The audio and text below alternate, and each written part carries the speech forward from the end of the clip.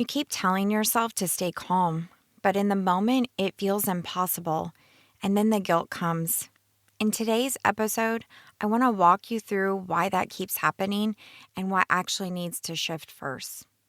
Mama, are you tired of meltdowns stealing the peace in your home? Welcome to Parenting Beyond Meltdowns. I'm Amanda, a Christian life coach and a mom of a strong-willed neurospicy teen. If you've tried everything from consequences, parenting books, crying out to the Father, and still feel like you're failing, you're not alone. Inside this podcast, we'll explore how faith, emotional regulation, and connection work together so that you can parent from a place of peace, even in the hardest moments. You don't have to hold it all together here. This is a safe space to lay it all down. Welcome. Mama, I know what it's like to tell yourself that you're going to stay calm, and then you find yourself reacting before you even realize what's happening. To feel your body tense, your thoughts get loud, and suddenly you're in the middle of a moment that you wish you could take back. And then the guilt comes, replaying it, wondering why this keeps happening, and questioning if you're the only one who feels this way. If you've ever thought, I'm trying so hard, but nothing is changing, please hear this. It's not about trying harder. It's about learning how to study what's happening inside yourself first. Because when your capacity begins to grow, everything else starts to shift with it. Inside the Rebuild Connection with Your Strong-Willed or Neurodivergent Child workshop happening Tuesday, April 28th at 7 p.m. Central, I'm going to walk you through how to begin doing that in real-life moments. So you're not just trying to stay calm, you're actually becoming steady. You can save your spot at amandacalfee.com/workshop. That's AMANDACALFEE.com/WORKSHOP. Replays are available for everyone who signs up. There was a time when I truly believed that if I could just stay calm, everything would get better. I would wake up with the best of intentions. Today is going to be different. And then something small would happen, but it felt big in my body. My chest would tighten, my thoughts would get loud, and before I even realized what was happening, I was reacting again. And then came the guilt, wondering, why does this keep happening? What's wrong with me? Maybe you've had moments like this too, where you're not trying to be reactive, but it keeps happening anyways.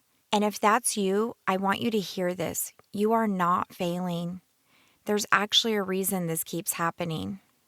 Our first point today is calm doesn't always feel like an option in the moment.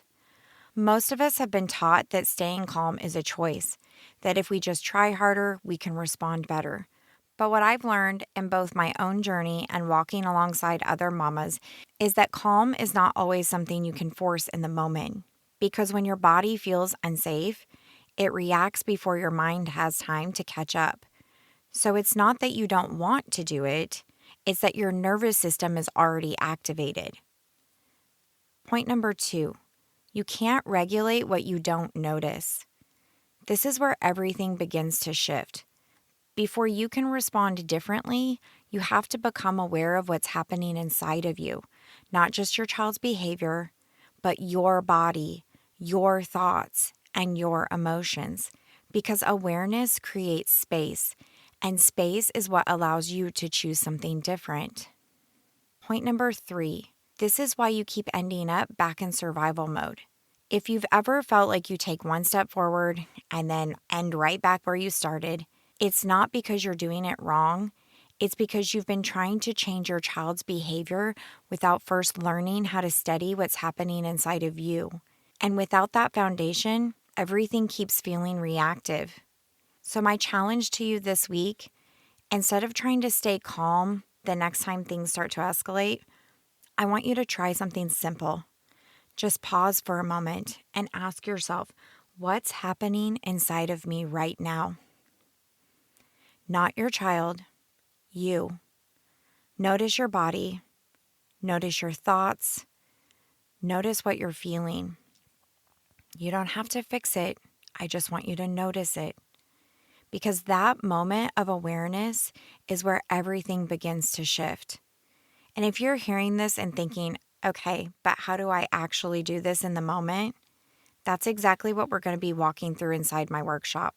So, if today's episode spoke to your heart, you're not going to want to miss my free workshop called Rebuild Connection with Your Strong Willed or Neurodivergent Child.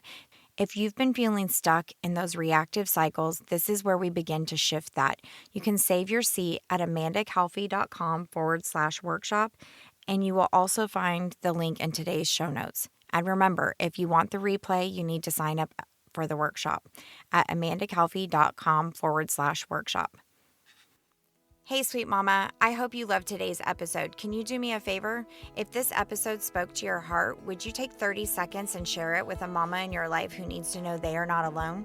Also, would you leave a quick review on Apple Podcasts for me? It blesses my heart to know that this show is giving you hope in hard moments.